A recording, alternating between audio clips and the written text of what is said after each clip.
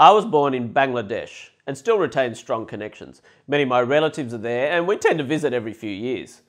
I'm interested in areas where progressives living in Western countries like Australia or Canada think they're helping poor people living in developing countries, but are in fact hurting them.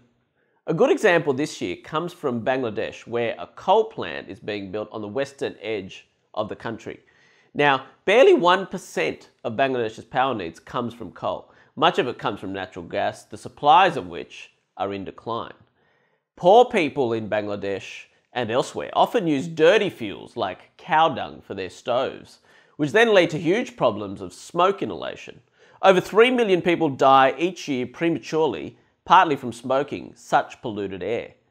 But what happened when the Prime Minister of Bangladesh, Sheikh Hasina, has decided to build a much needed high-quality coal power plant?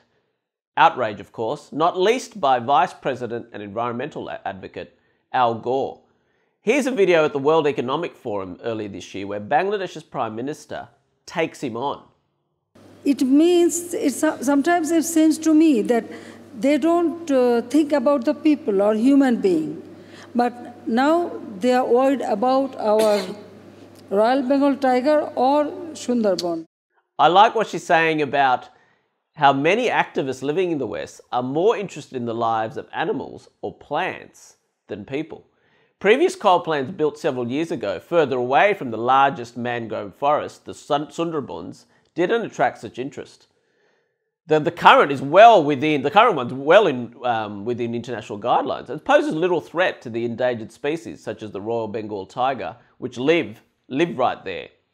But the anger is more about the visceral opposition towards coal, which is seen as evil, regardless of its potential to deliver the poorest people in the world out of poverty.